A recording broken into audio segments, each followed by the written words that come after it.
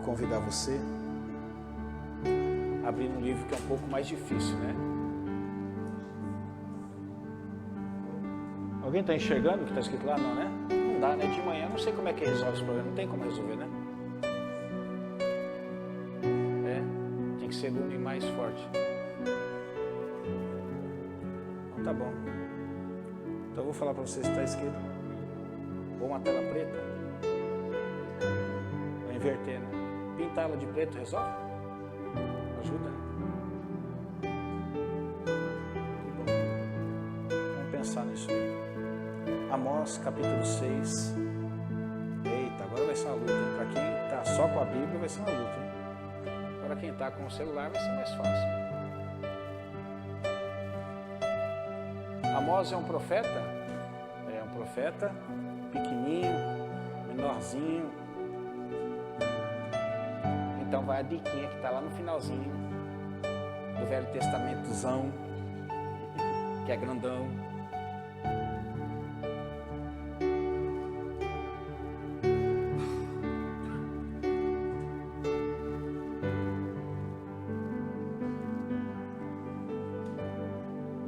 Eu vi a pastora falando aqui a respeito do encontro de homens e eu fiquei pensando uma coisa, que nenhuma figura consegue substituir a outra. Um pai nunca conseguirá substituir a figura de uma mãe e uma mãe nunca conseguirá substituir a figura de um pai. Eu sei que aqueles que cresceram sem pai ou sem mãe, dizem o seguinte: o meu pai foi uma mãe para mim, ou a minha mãe foi um pai para mim. Na realidade, a intenção é muito boa, o esforço também, mas nunca um homem conseguirá atender a todos os requisitos, ao perfil de uma mulher, de uma mãe dentro de um lar, por mais que ele se esforce. O negócio está caindo direto aí? Quer parar um pouquinho ali para ver se resolve? O importante é só sair a mensagem, não precisa ver ninguém não. Que ele cresça e que eu diminua.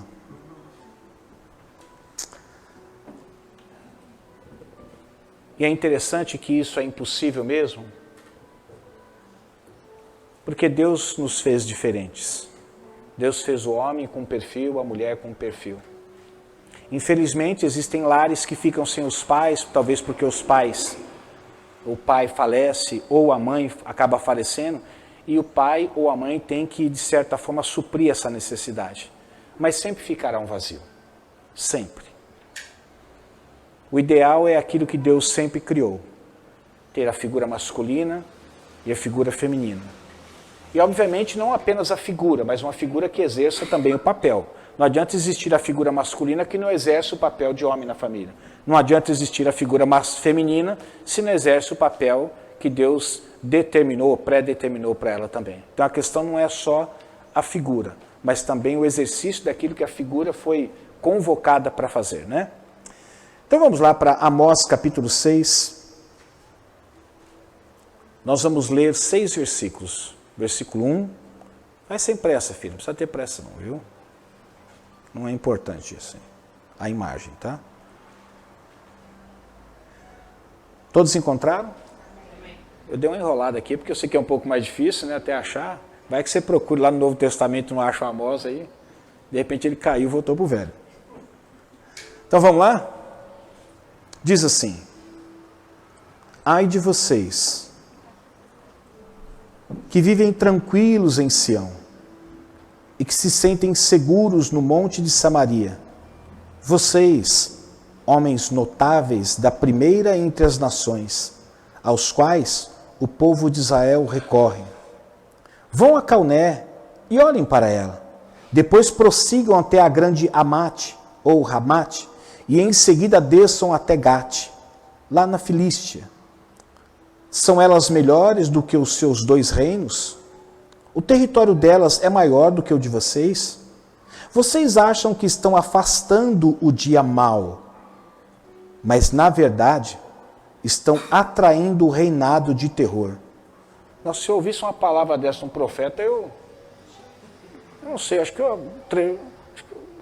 cairia sentado. Versículo 4. Vocês se deitam em camas de marfim e se espreguiçam em seus sofás. Comem os melhores cordeiros e os novilhos mais gordos. Dedilham suas liras como Davi e improvisam instrumentos musicais. Vocês bebem vinho em grandes taças e se ungem com os mais finos óleos, mas não se entristecem com a ruína de José. Feche seus olhos. Senhor, esta é a sua palavra, e a tua palavra, ela é tão boa. Ela é boa porque ela nos traz esperança, ela é boa porque ela nos motiva, ela é boa porque ela nos dá ânimo, mas ela não é boa somente porque ela faz aquilo que nos agrada e aquilo que nós entendemos que é bom para nós. Mas a tua palavra é boa porque ela nos adverte, a tua palavra é boa porque ela nos exorta, a tua palavra é boa porque ela nos corrige. Enfim, independente daquilo que ela realizará, que trará, de certa forma, um sorriso nos nossos lábios, ou até esboçarmos um olhar de tristeza, nós sabemos que ela sempre será boa e que ela possa continuar sendo boa através dessa mensagem que o Senhor plantou no meu coração e eu quero compartilhar com os meus irmãos. Em nome de Jesus. Amém. Quem esteve aqui a semana passada, tanto no período da manhã quanto no período da noite, eu preguei a mesma mensagem, nós falamos a respeito de que coisas ruins acontecem a pessoas que são boas. Coisas ruins acontecem com servos de Deus, com mulheres de Deus, que são altamente comprometidos com o Senhor. Por que coisas ruins acontecem com pessoas que são tão boas, com pessoas que são tão sérias com as coisas do Senhor? Nós não sabemos explicar. E se tentássemos explicar, eu acho que a resposta talvez, pelo menos por mim dada, a mais plausível seria o seguinte: nós estamos neste mundo. Quando chove, aqui na Vila Curuçá, chove para as pessoas que são boas e chove para as pessoas que são perversas. Quando o dia amanhece ensolarado, e minha esposa disse, que dia lindo, né? E eu disse assim, para algumas pessoas, porque para a família do Vanderlei, hoje, por mais que possa ser um dia ensolarado, é um dia muito ruim para ele, onde ele perdeu a mãe e que só Deus pode saber se não vai perder o pai também.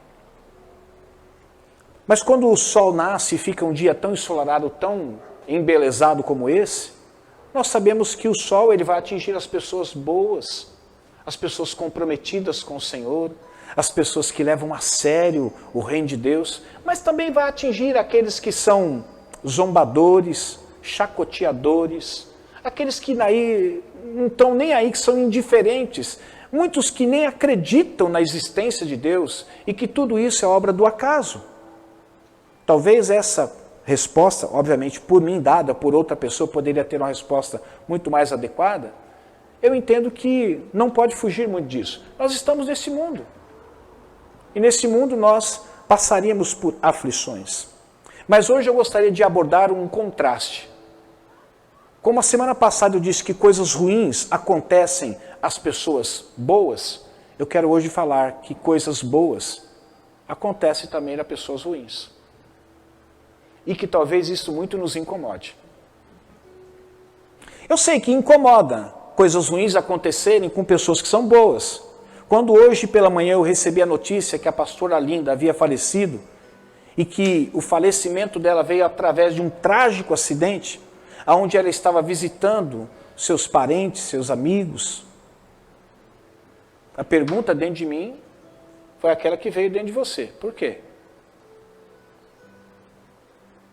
Mas quando a gente vê coisas boas acontecendo a pessoas ruins, para a gente fica indignado. Né? Como é que pode uma pessoa tão ruim, ou uma pessoa tão descomprometida com Deus, não leva as coisas de Deus a sério?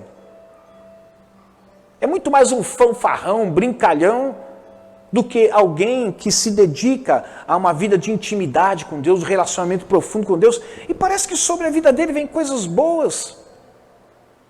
E infelizmente, é inegável quando os nossos olhos contemplam isso. Você vê às vezes o ímpio, eu vou usar um exemplo, o ímpio às vezes sendo muito mais próspero que você. E às vezes você vai encontrar, eu fui muito longe, né, quando eu falei do ímpio, mas você vai encontrar um irmão que ele vem uma vez por mês na igreja. Quando dá, ele tem uma vida ambígua, aqui na igreja ele até parece ser crente, mas lá fora ele leva uma vida... Ontem eu vi uma postagem simplesmente horrível, de uma determinada imagem, e era uma imagem ambígua também, ela mostrava duas coisas, eu até mostrei para minha esposa. Mas o pior não é você se deparar com a imagem, o pior é você ver um crente comentando aquela imagem de uma forma totalmente mundana. E um crente que já está há muitos anos na igreja. Eu já o conheço há muito tempo. E o comentário que ele fez foi simplesmente inaceitável. Mas de repente você vê a vida desse sujeito indo melhor que a sua. Ele não é comprometido com Deus, causa escândalos, mas parece que a bênção vem sobre a vida dele. Ou, pelo menos a gente pensa, as coisas dão certo para ele. Eu gostaria hoje de falar um pouco sobre esse contraste.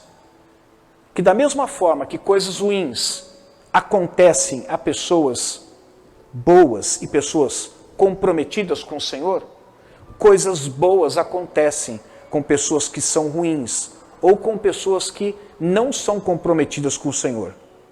No final de tudo, e eu poderia dizer isso no final, mas quero dizer isso no início, eu quero que você sempre lembre de uma coisa. O termômetro para o cristão de que a sua vida com Deus está indo bem, não são os resultados. Porque você pode estar tendo uma vida com Deus satisfatória e de repente estar sendo atingido por coisas ruins. Por exemplo, meu pai está internado, não teve jeito, tivemos que interná-lo. Ele ficou tão ruim, ele começou a sofrer daquilo que tecnicamente os médicos chamam de disartria. Disartria é a pessoa não consegue comunicar aquilo que o cérebro está comunicando à língua. A fala dela fica totalmente perdida. E isso foi crescendo, crescendo. Ele estava um pouco estranho, falando lento, mas isso foi avançando, avançando, até nós não entendemos mais nada. Isso ele já estava no hospital. E ele está internado até que se resolva. Tem um quadro e precisa ser resolvido esse quadro. Primeiro para descartar algumas hipóteses, para depois poder dar início a um tratamento. E a gente fica pensando, né? Poxa, por que que isso acontece, né? E às vezes você vê tanto bandido solto aí, tirando a vida de pessoas, mas ele enfia a mão no bolso, tem um dinheiro, ele está fazendo viagem, ele tem em meio à comunidade uma mansão, ele tem talvez o seu jatinho, ele tem o seu carro de luxo. Mas é o seguinte, meus irmãos, o sábio Salomão, ele já dizia, em Eclesiastes capítulo 7, verso 15, ele diz assim, nesta vida sem sentido, eu já vi de tudo. E ele diz, eu vi um justo que morreu apesar da sua justiça. E eu vi um ímpio que teve vida longa, apesar da sua vida de impiedade. E como se explica isso? Ele está dizendo aqui, Ronaldo, eu vi uma pessoa de bem, que levou a sério as coisas de Deus, se dá mal. E eu já vi uma pessoa do mal, e que não leva a sério as coisas de Deus, se dá bem. O que isso pode nos ensinar, Rose? É que a gente não pode medir. O nosso termômetro não pode ser esse. Você olhar para a vida de um determinado irmão ou determinada irmã, e porque ele comprou uma casa, um carro, ele está se vestindo bem, está com um bom emprego, fala assim, nossa, Deus é com ele. Às vezes não. E você também não pode fazer um julgamento de um irmão, inclusive isso sempre falaram em relação ao pastor, né? Se o pastor chega com um Fusca velho e fala assim, nossa, pastor, né? Miserabilidade, um carro capengando, coitado. Acho que tem alguma coisa de errado na vida dele. Mas se ele aparece com um carro bom, por que ele está com um carro bom, hein? Será que ele está usando devidamente o dinheiro da igreja? Então, de qualquer jeito, você está funicado, né? Mas a gente acaba avaliando a vida das pessoas assim também. Se ela tem um bom carro, uma boa casa, um bom emprego, fala assim, poxa, Deus está abençoando, está com ele. E às vezes a pessoa leva uma vida tão indiferente às coisas de Deus. Talvez até o maior interesse dela é só trazer o dízimo para que ela seja abençoada e continue sendo abençoada, mas ela acaba vivendo uma vida sem rumo no que diz respeito às coisas de Deus. E às vezes você vai achar um irmãozinho que às vezes chegou no dia de culto com o guarda-chuva quebrado, ensopado, com o sapato furado. E que talvez ao você olhar para ele, você fala assim, poxa, que situação esse irmão. Mas é talvez exatamente esse irmão que tem uma vida de intimidade com Deus. Então eu gostaria de hoje falar um pouquinho para você sobre isso. A gente tem assistido de perto aí essa classe, se podemos dizer, essa classe politiqueira de bandidos, de mentirosos, de homicidas, de ladrões, que moram aonde? Em mansões, que desfilam nos seus carrões, que hospedam-se nos melhores hotéis, desfrutam dos melhores cardápios que são oferecidos nesses hotéis, vestem as melhores roupas e até, às vezes, vivem mais saudavelmente do que a gente. Portanto, eu gostaria que você não estranhasse essa descompensação social, porque sempre isso vai existir. As palavras do sábio Salomão ainda nos alcançam no dia de hoje. Eu já vi um justo morrer cedo, apesar de viver justamente. E eu já vi, infelizmente, um ímpio viver muitos anos, muito mais do que um justo, e viver uma vida de impiedade. Portanto, meus irmãos, não paute a sua vida, ou a vida daqueles que cercam a sua vida, com os seus olhares fitados nesses exemplos. Sabe por quê? Primeira verdade que eu gostaria de comunicar a você é que coisas boas também acontecem com aqueles que são egoístas. Você acha que o egoísta sempre se dá mal? Ele pode ter um fim mal. Ele pode ter alguns momentos, ele pode se dar mal. Mas você vai assistir, sim, pessoas que partilham o pouco que têm e às vezes estão sofrendo. Mas vocês verão pessoas que não partilham o que têm. São pessoas totalmente egoístas. Mas o bem cerca ela. Ou pelo menos, temporariamente, o bem cerca ela. O versículo 4 do texto que nós lemos diz assim: vocês se deitam em camas de marfim e se espreguiçam em seus sofás. Comem os melhores cordeiros e os novilhos mais gordos. Se você lembrar do texto que nós lemos todo, ele diz assim, você pensa que vocês estão atraindo o dia o quê? Bom? Não, mas vocês estão atraindo o quê? O dia mau. Mas o dia que eles estavam vivendo era um dia o quê? Bom. Porque eles eram o quê? Egoístas. Eles podiam partilhar um pouco do conforto que eles tinham com aqueles que não tinham. Não pensem que eram todas as pessoas que viviam, que dormiam em camas de marfim.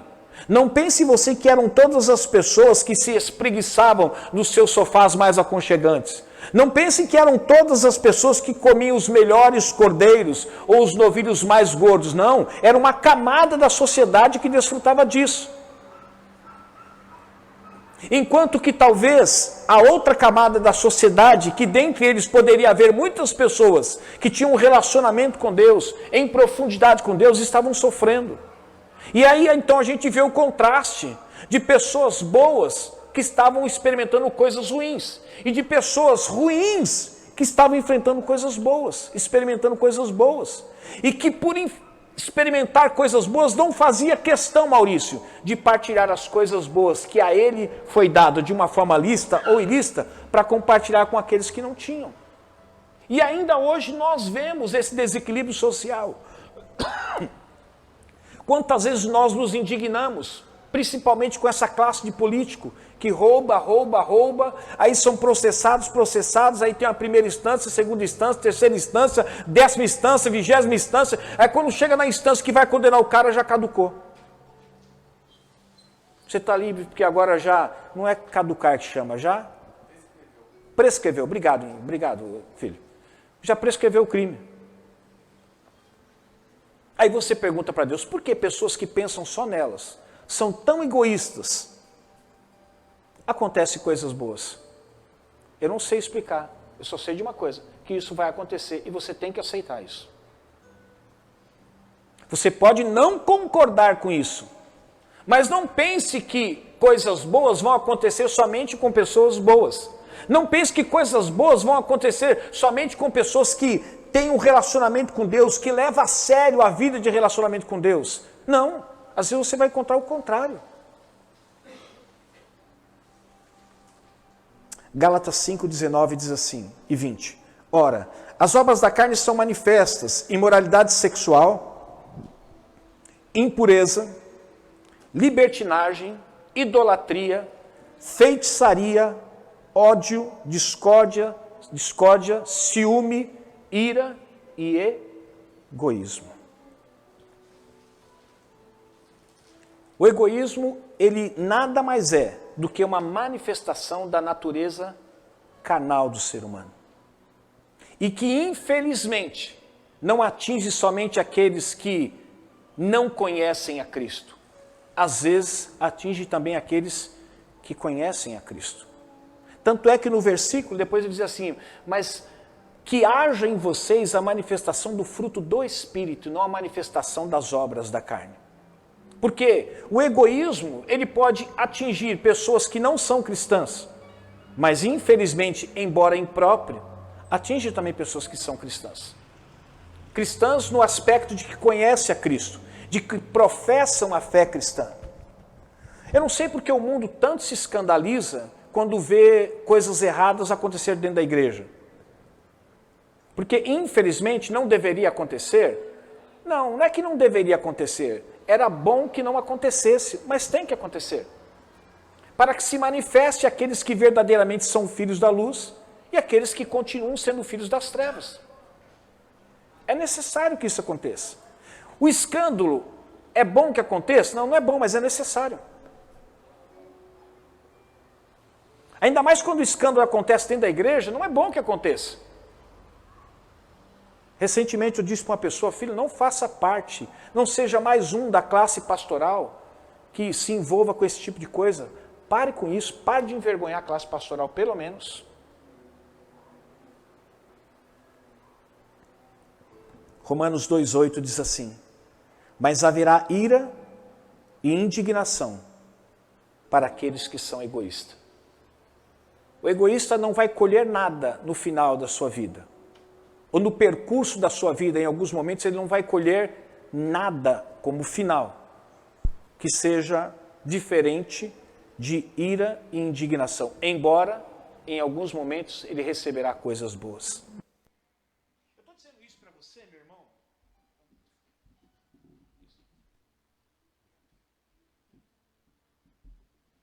Eu estou dizendo isso para você porque você e eu não somos, às vezes, diferentes de Asaf.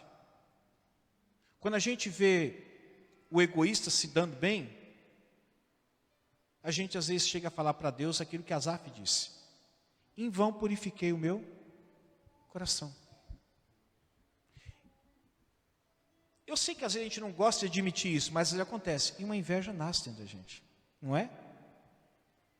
Porque eu, sendo filho de Deus, levando a sério as coisas de Deus, estou passando e enfrentando coisas ruins. E por que aquele que leva uma vida, até conhece a Deus no aspecto assim de professar a mesma fé, mas é tão indiferente as coisas de Deus e as coisas dão certo com ele?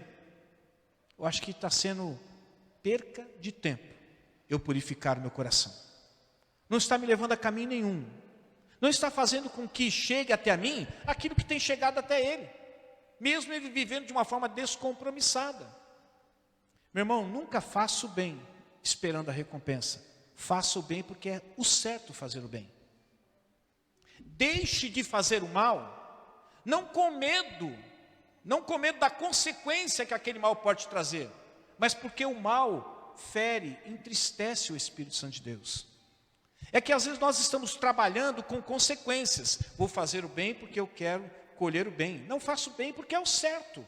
Faça o certo porque é o certo, independente se haverá ou não haverá reconhecimento pelo certo. E deixe de fazer o que é errado, não com medo da consequência que virá se você fizer aquilo que é errado, mas porque fazendo o certo e deixando de fazer o que é errado, é isso que vai agradar o coração de Deus. Mas infelizmente, você vai assistir até o fim desse tempo. Você vai ver muita gente ruim, descomprometida com o Senhor. Coisas boas sendo derramadas sobre a vida dele. Nem sempre as coisas boas que vêm, Franklin, é resultado da bênção de Deus. Você pode encontrar um ateu, um ímpio, um homem mau. Quer um exemplo? Pega os traficantes. São carrões, são mansões. Entenda, com todo respeito, são mulherões. E ele está fazendo tudo de errado. E querendo ou não querendo, essas coisas boas que existem no mundo e que você pode desfrutar como cristão, ter uma boa casa, ter um bom carro, talvez você não vá desfrutar. Mas aquele que está agindo de uma forma egoísta e destruindo vidas, vai desfrutar. Então a pergunta nunca é: por que ao fazer o bem, eu não estou recebendo algo bom? E aquele por fazer algo ruim, ou não ser comprometido com Deus, está recebendo coisas boas? A pergunta não é essa. A pergunta sempre é: Senhor, independente das coisas boas que estão me acontecendo ou não estão, e das coisas ruins que estão me acontecendo, estou eu vivendo no centro da sua vontade? E se Deus disser assim, tá, então continue ele, independente dos resultados. Coisas boas também acontecem com aqueles que são excêntricos. Os excêntricos são aqueles que querem se destacar. Ele é sempre fora do normal. Tinha um indivíduo, eu prefiro chamar de indivíduo, para não chamar de outra coisa, que ele chegou até a vir aqui participar de uns cultos aqui, vinha cantar com um grupo aqui. E quando eu vi ele pela primeira vez, eu falei, poxa vida, não dava para vir de uma forma normal? Não, a roupa dele era a roupa típica de um excêntrico. Era impossível você conseguir ver o que ele estava fazendo diante daquilo que ele estava vestindo. Infelizmente, ou talvez felizmente para a igreja, hoje se encontra no lugar onde ele se encontra. Sabe, né, Maurício? O excêntrico é aquele que quer se destacar. Se está todo mundo de verde, ele vem de amarelo. Se está todo mundo de amarelo, ele vem de verde. Se está todo mundo dizendo não, ele diz sim. Se está todo mundo dizendo sim, ele diz não. Resumindo, ele é meio do contra. Ele precisa chamar a atenção de uma forma ou de outra. No versículo 5 diz assim: dedilham suas liras como Davi e improvisam instrumentos musicais. Agora que é interessante, Davi era um músico de excelência, criou alguns instrumentos também. Era alguém que não só tocava instrumento, mas quando tocava instrumento, através do louvor que ele oferecia, tinha a capacidade de trazer alívio para aquele ataque demoníaco que Saul sofria. Mas agora esses homens não estavam dedilhando as suas liras, não estavam improvisando em seus instrumentos para glorificar a Deus. Não, era para incrementar as suas orgias. Mas infelizmente, coisas boas estavam acontecendo com essas pessoas. Você vai ver aqui músicos que vão usar todo o seu talento para engrandecer o nome de Deus.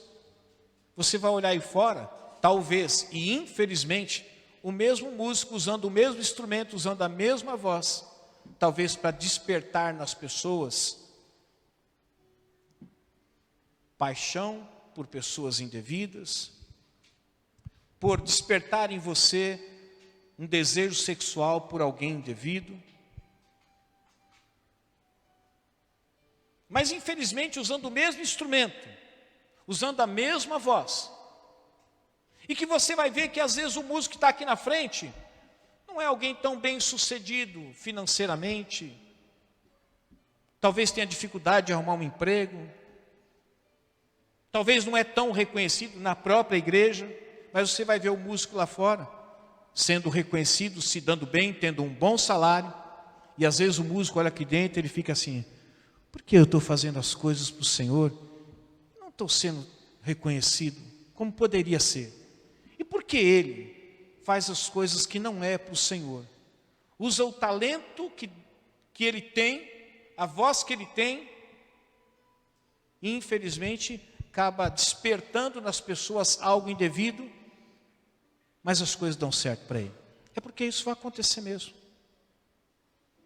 E como eu disse, nós não devemos usar para nós como parâmetro esses referenciais. Nós somos músicos do Senhor. Nós não somos músicos do mundo. A recompensa que nós receberemos do Senhor, parte dela virá aqui, mas a parte melhor ainda está por vir. Coisas boas acontecem a pessoas que são excêntricas, que gostam sempre de chamar a atenção. E aquele que quer agir como João Batista, convém que ele cresça e que eu diminua, talvez nunca será conhecido mesmo. Talvez nunca será requisitado. Talvez nunca alguém olhará para ele com um olhar diferente.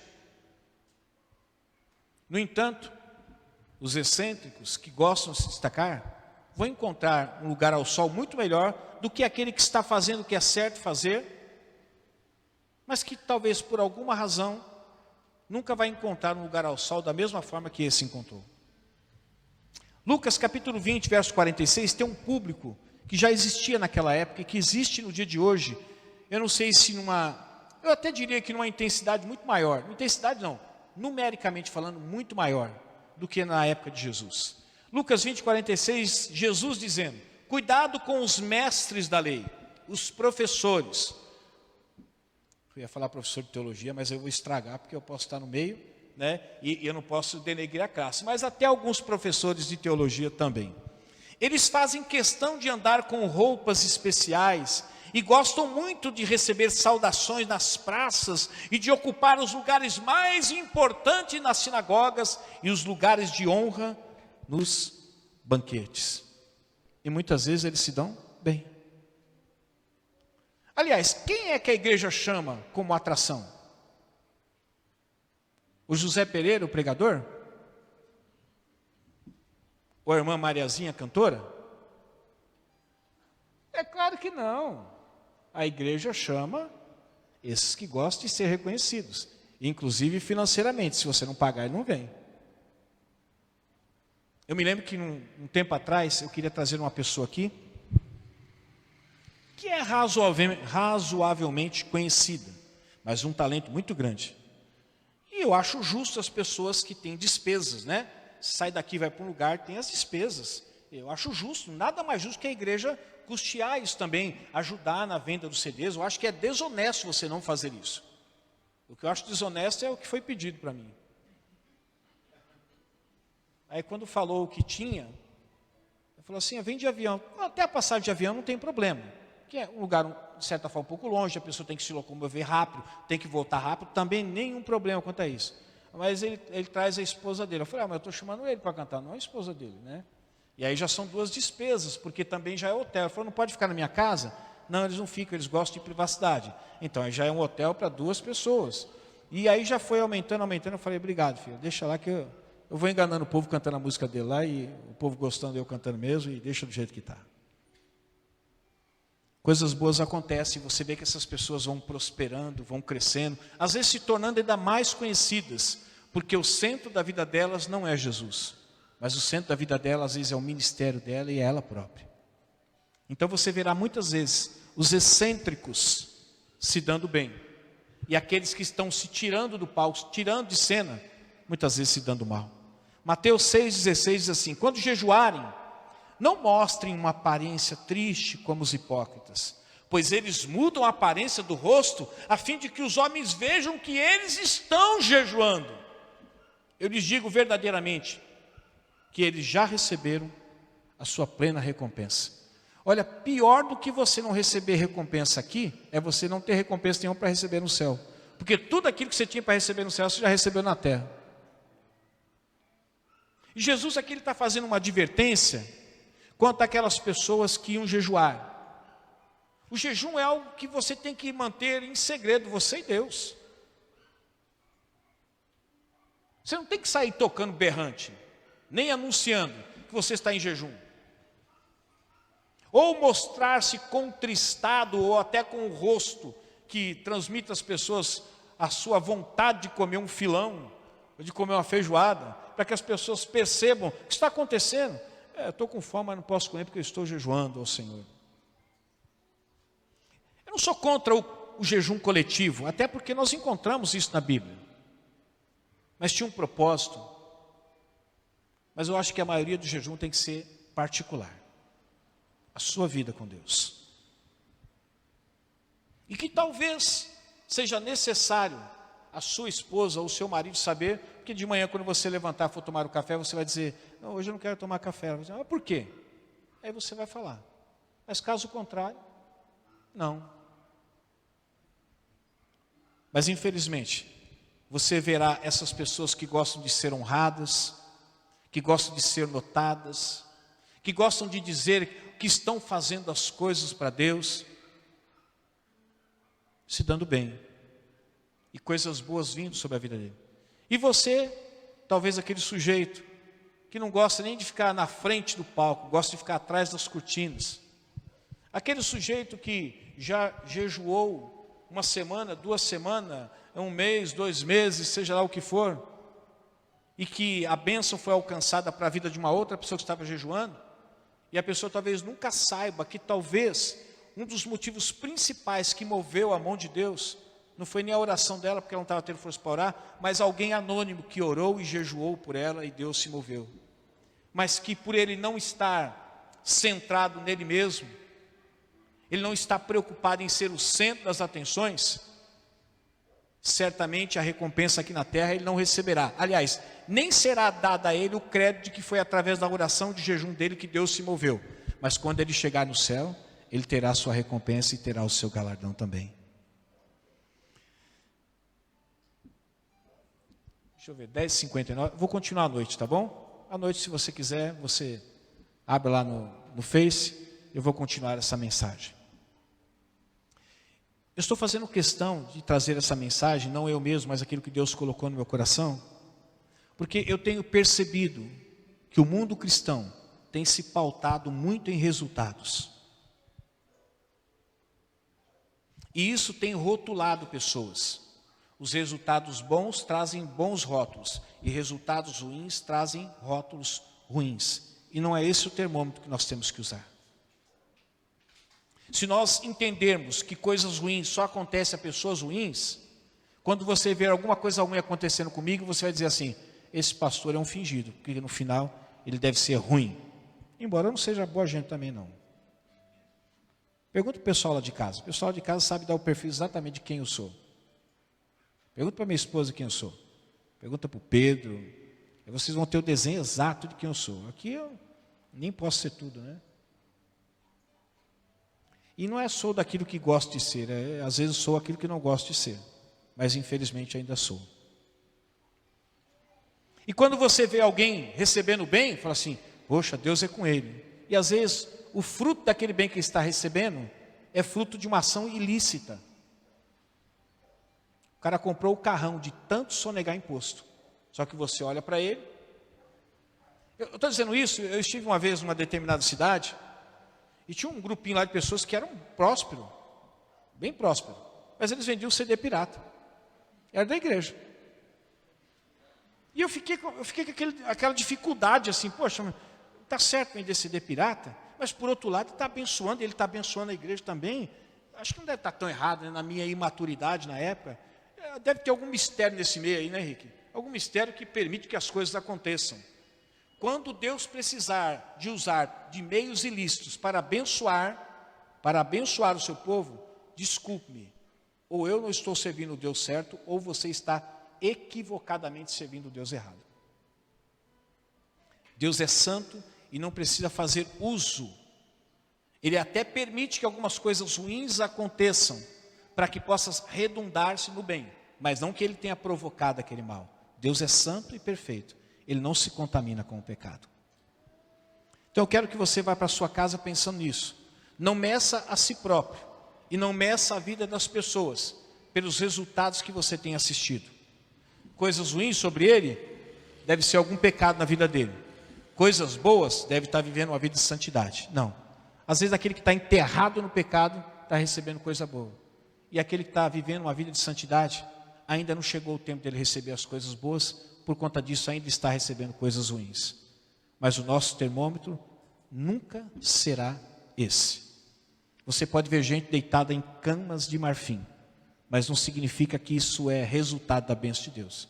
Você pode ver uma pessoa deitada num simples colchão, fino, de 5, 6 centímetros, e ali está deitado um homem de Deus, uma mulher de Deus. Amém? Vamos ficar em pé? À noite, se você tiver interesse em continuar escutando, tenho certeza que vai ser bom para a sua vida.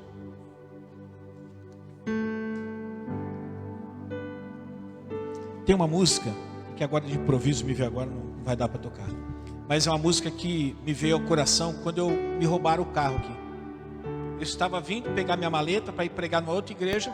Eu fui abordado por 4 marginais aqui, levaram meu carro. A pergunta que veio dentro de mim, adivinha qual foi? Por quê? Por quê? Se eu estou fazendo uma coisa boa e vem coisa ruim, por que a pastora Linda morreu? Uma mulher tão simples, tão amável, tão adorável. Por que ela morreu? Não sei. E a música que veio é a música que diz assim, baixa só um pouquinho, só para não confundir aqui. Pode baixar tudo, se eu não consigo ver a melodia. A vida é cheia de perguntas que eu não posso responder. São tantas coisas que acontecem que nem mesmo entendo o porquê. Sentimentos e temores sobre mim, aflições que mais parecem não ter fim, tristezas no caminho que ainda eu não trilhei.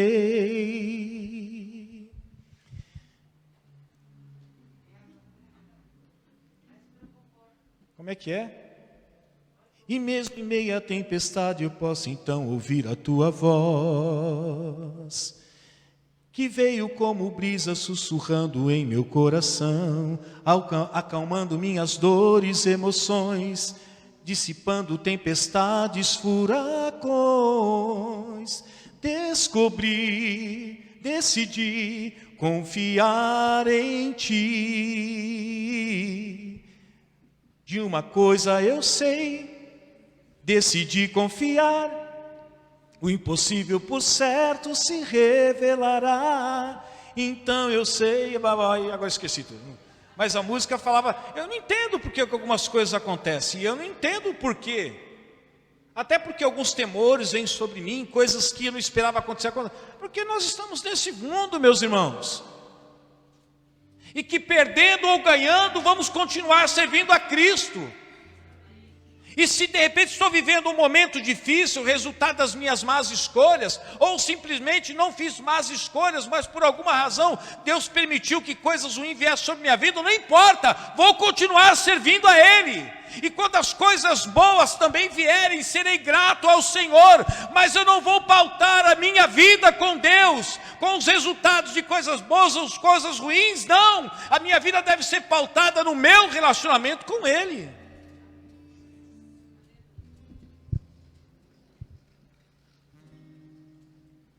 Que a partir de hoje, ou pelo menos desses dias, nunca olhe para alguém, ou para você mesmo, em que as coisas estão difíceis. Não traga um rótulo de que essa pessoa pode estar vivendo em pecado. E também não atribua as conquistas de determinadas pessoas como sinônimo da bênção de Deus. Pode ser uma conquista pessoal onde Deus nem sequer tem a sua atuação. Que você entenda que as coisas ruins podem atingir pessoas boas como você e que levam a sério o Senhor. E que coisas boas podem chegar à vida das pessoas que são totalmente descomprometidas.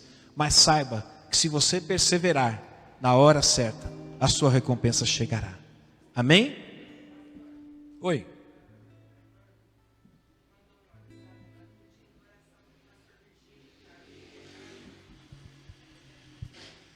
Vamos orar, né? Orar, finalizando e pedindo oração pelo pastor Virgílio, que é um dos integrantes que sofreu acidente, a esposa dele faleceu, e os outros 2 também faleceram, só ele sobreviveu.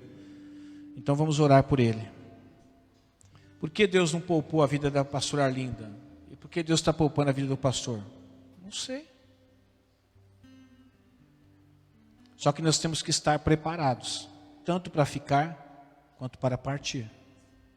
nós temos que estar preparados tanto para receber, infelizmente, coisas ruins, e num dado momento, receber as coisas boas. Que ser fiel ao exército de Cristo não dependa para você de nunca em meio à guerra não levar um tiro, mas que em meio à guerra, mesmo sendo alvejado, que você encontre força em Deus para continuar essa caminhada e servindo ao exército do Senhor. Amém? Pai de amor, nós intercedemos pela vida do pastor Virgílio. Nós não sabemos o motivo pelo qual essa tragédia aconteceu na vida desta família, que muito entristeceu o nosso coração. Mas o Senhor disse que o Senhor tem prazer na morte do justo, porque vai para os teus braços. Mas o Senhor sofre com a morte do ímpio, porque sabe que o destino que o espera é um destino de sofrimento eterno. Não vamos orar pela pastora Arlinda, nem por aqueles que partiram, porque o seu destino já está selado.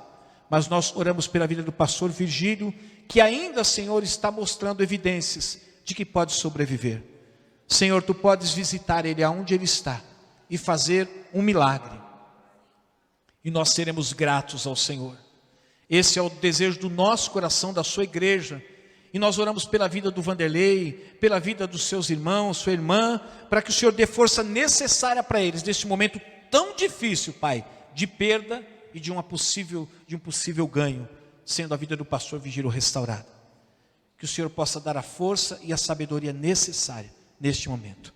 Que o amor de Deus, que a graça do nosso Senhor e Salvador Jesus Cristo e a doce consolação do Espírito Santo de Deus esteja conosco, desde agora e para todo sempre. Que o Senhor te abençoe e te guarde. Que o Senhor faça resplandecer o seu rosto sobre ti e te conceda a graça. Que o Senhor volte para ti o seu rosto e te dê a paz. Deus abençoe e tenha um ótimo domingo em Cristo Jesus.